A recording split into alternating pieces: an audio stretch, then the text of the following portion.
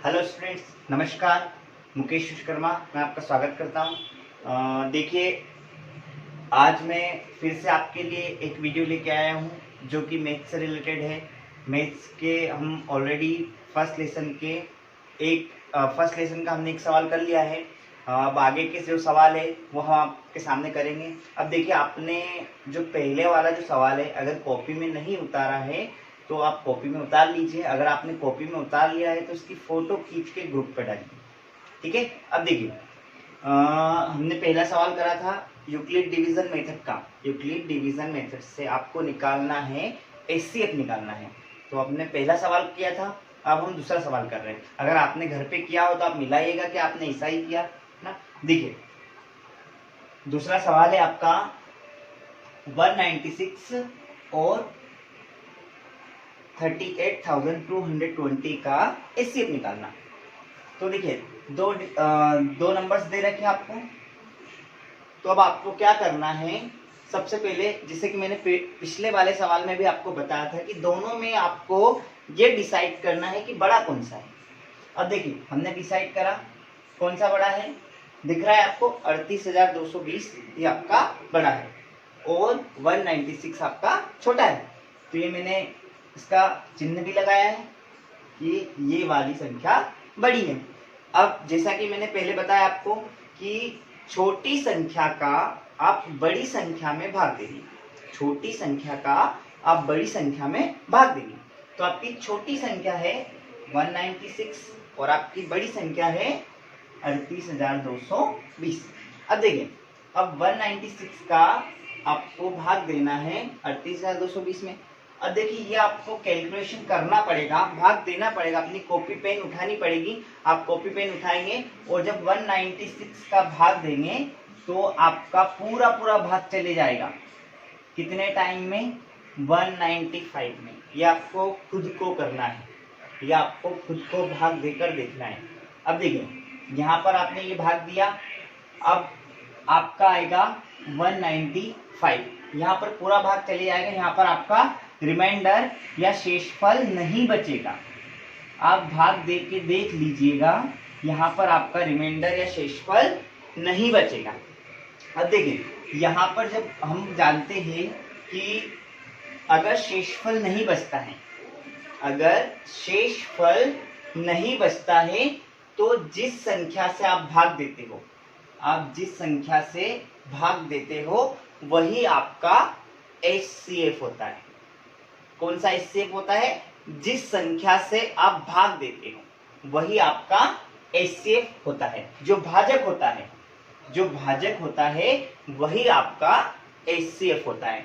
ठीक है। तो देखिए, ये फॉर्मूला लगाएंगे हम, भाज्य इज इक्वल टू भाजक इंटू भागफल प्लस शेषफल। तो भाज्य आपका क्या था? 38,220। अब आपका भाजक क्या था? 196। भाजक आपका क्या था? 196 इंटू भागफल आपका ये आया 195 प्लस शेषफल रिमाइंडर। आपका रिमाइंडर नहीं बचा, मीन्स अब अगर आपका रिमाइंडर, ये भी मैंने आपको बताया, if reminder is equal to 0 then आपका जो भाजक है वो क्या रहेगा? आपका एचसीएफ। तो आपका ये 196 जो है वो आपका एचसीएफ किसका? 195 का, 196 का और 38,220 का, दोनों का। 196 इज एचसीएफ ऑफ 38,220 एंड 196। मतलब आपका 196 जो है वो एचसीएफ है, महत्तम समाप्त वर्तक है किसका? 38,220 का और 196 का। ठीक है। ये आपका सेकेंड वाला सवाल मैंने आपको समझाया है। ठीक है। आप इसको आपको नोट करना है, कॉपी में नोट कर लीजिए, फिर कॉपी में लिखते जाइए। ठीक है। ये आपका सेकेंड वाला सवाल हो गया। अब देखिए, थर्ड वाला सवाल। थर्ड वाला सवाल भी हम उसी तरीके से करेंगे जैसे अभी करा है। अब देखिए, थर्ड वाला सवाल आपका है, क्या दे रखा है? 867 एंड 255।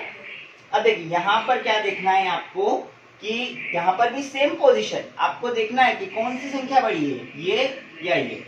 तो देखिए, 867 बड़ा है 255 छोटा है, तो ये बड़ी संख्या है। फिर से वही फॉर्मूला, वही नियम कि जो छोटी संख्या है उसका आप भाग दोगे बड़ी संख्या में।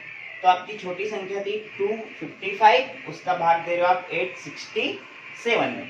अब देखिए आपने भाग दिया, तो अब आपको भाग देंगे तो आपको देखना है कि 255 से काटना है आपको 867 को, तो 3 टाइम में जाएगा और कहाँ तक आएगा 765 तक। अगर 4 टाइम लेंगे तो ये ज्यादा चले जाएगा 867 से, इसलिए आपने क्या लिया 3 टाइम में लिया, तो 3 टाइम में आपका आएगा 765। आप इसको माइनस करेंगे तो आपका कितना बचेगा 102, 102 बचेगा।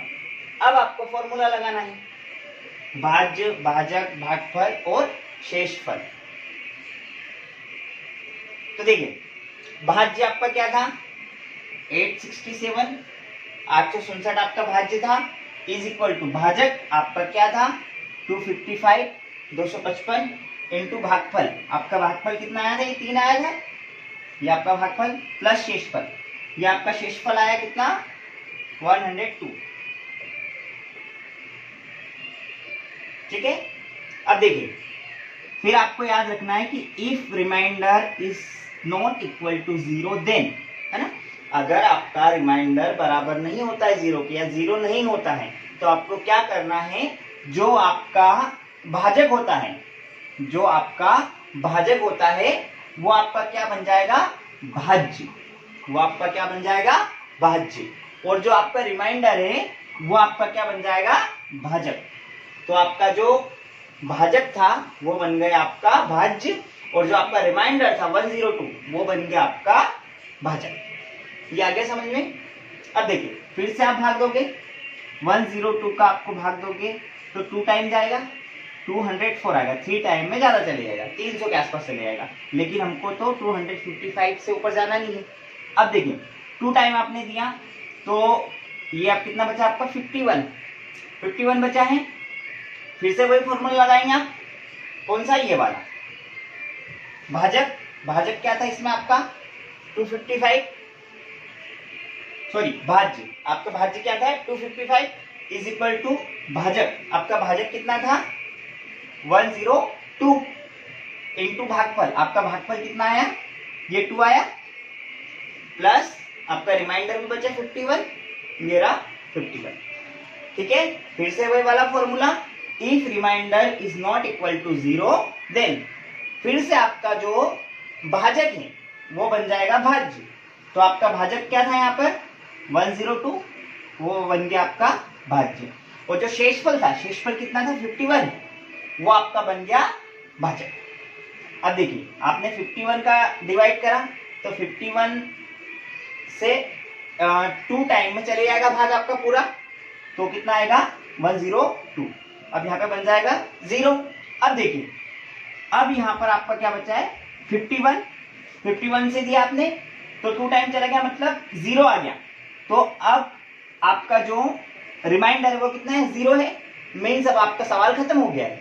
अब आपका जब रिमाइंडर 0 आ गया है तो आपका स्टेप निकल गया, तो आपका स्टेप क्या रहेगा, जिससे आपने भाग दिया भाजक, लास्ट टाइम जिससे भाग दिया वो आपका एचसीएफ रहेगा। तो 51 इज एचसीएफ ऑफ 867 एंड 255। ये आ गया होगा आपको समझ में। ये 3 सवाल मैं आपको अभी तक करा चुका हूँ। इसके इस लेसन फर्स्ट के 1.1 के मैं आपको 3 सवाल करा चुका हूँ। अगर आपको ये समझ में नहीं आया हो तो आप मुझे जरूर बताएं, मैं आपको फिर से समझाऊंगा, या एक बार वीडियो को रिपीट करके देख लीजिए। अगर कुछ पूछना है तो आप व्हाट्सएप पे मैसेज कर दीजिए, और आपको इनको फेयर कॉपी में, इन सवालों को फेयर कॉपी में उतारना है और रेगुलरली इनकी प्रैक्टिस करना है। इसके आगे के सवाल मैं आपको अगली वीडियो में करवाऊंगा। धन्यवाद।